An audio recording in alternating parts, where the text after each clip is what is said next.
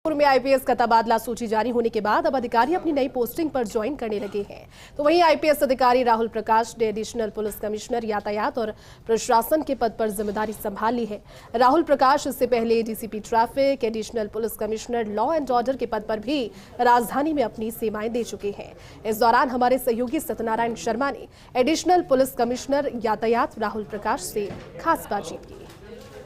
देखिए, बीती रात आईपीएस तबादला सूची जारी हुई थी। उसके बाद में आईपीएस अधिकारी राहुल प्रकाश, जिनका नाम सुनते ही शायद शहरवासी एक बार फिर से खुश होते हैं कि हाँ, राहुल प्रकाश सर हमारे शहर में लगे हैं, तो कहीं ना कहीं खुशी की बात हो। सबसे बड़ी बात है कि डीआईजी ट्रैफिक और एडमिनिस्ट्रेशन का उनको जिम्मेदारी दी गई है। डीसीपी ट्रैफिक के पद पर पहले रहे हुए हैं, काफ़ी नवाचार किए हैं। और जिस समय ये डीसीपी ट्रैफिक थे उस समय शहर की यातायात व्यवस्था काफ़ी सही थी, या फिर यूँ कहें कि इन्होंने कई नवाचार किए जिससे कि ट्रैफिक को सुचारू कराया जा सके। हमारे साथ खुद राहुल प्रकाश जी सर हैं। सर, शुभकामनाएं आपको एक बार फिर से कमिश्नर गलियारों में। थैंक यू, बहुत बहुत धन्यवाद। सर, आप रहे हुए हैं डीसीपी ट्रैफिक के पद पर, वर्तमान की जो हालत है आपसे छिपी हुई नहीं है, क्या कुछ नवाचार का प्राथमिकता रहेगी सर, आप जानना चाहेंगे? ट्रैफिक में लगातार ही बहुत चुनौतीपूर्ण काम रहता है आपके जयपुर शहर में, कारण शहर बहुत बड़ा है, वाहनों की संख्या बहुत ज़्यादा है और सड़कों के अनुपात में लगातार वाहनों की संख्या बढ़ती जा रही है। इसके अलावा पार्किंग स्पेस की बहुत बड़ी इशू है। आप बैठ जाओ ना, मैं तो इनके कारण खड़ा हो गया, दोबारा से कर लो आप। लाइव चल रहा है क्या? सॉरी। तो वाहनों की जो संख्या है वो लगातार बढ़ रही है, आपको पता है। और इस स्थिति में बहुत बड़ी जो परियोजनाएं होती हैं, फ्लाईओवर्स होते हैं आपके, या कोई नए रास्ते निकाले जाते हैं, उनमें समय लगता है, लॉन्ग टर्म प्रोजेक्ट्स होते हैं। अब ट्रैफिक पुलिस का वहाँ पर भूमिका ये हो जाती है कि अपन किस तरीके से शॉर्ट टर्म कुछ इस तरह के मेजर्स शुरू करें जिससे कि ट्रैफिक को स्मूथ किया जा सके।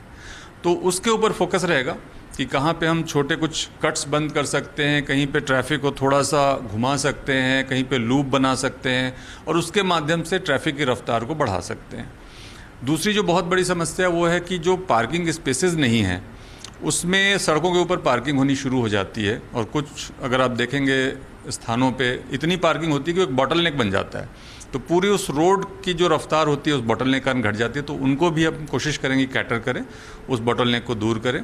उसके साथ ही जो अस्थायी अतिक्रमण है, जिसके लिए कुछ दिनों से आप मीडिया में भी अभियान देख रहे थे कि चल रहा है, लेकिन दोबारा वो वापस वहाँ पे आ जा रहे हैं, उसको लेकर के कोई ना कोई ऐसी स्ट्रेटजी बनाई जाएगी, अस्थायी अतिक्रमण को इस तरीके से लिमिट किया जाए कि ट्रैफिक में उससे बाधा नहीं पहुँचे। अपने सभी ट्रैफिक के साथियों से मैं बात करूँगा और उनको मेरा जो पहला संदेश है वो यही है कि हमें ट्रैफिक को स्मूथ करने पे ध्यान देना है। चालानों की संख्या बहुत ज़्यादा मायने नहीं रखती है। जो भी अल्प आय भोगी लोग हैं, परिवार के साथ कई बार बाहर निकलते हैं, कई ग्रामीण परिवेश के लोग भी आते हैं, तो बहुत सारे ऐसे लोग हैं जिनको कि समझाना ज़्यादा ज़रूरी है, काउंसलिंग ज़रूरी है। उनको कई बार ज्ञान नहीं होता है ट्रैफिक के नियमों का, और उसके साथ साथ अपने को ट्रैफिक को स्मूथ बनाना है। ये थे DCP additional police commissioner Rahul Prakash. बता दूं आपको कि जिस समय कलेक्ट्रेट के बाहर जाम लगता था, वकीलों को समझाइश की गई और यही वो अधिकारी थे जिनकी वजह से आज कलेक्ट्रेट बिल्कुल खुला है। उम्मीद करते हैं राहुल प्रकाश के एक बार फिर से ट्रैफिक के पद संभालने पर जयपुर शहर का यातायात बिल्कुल सही हो सकेगा।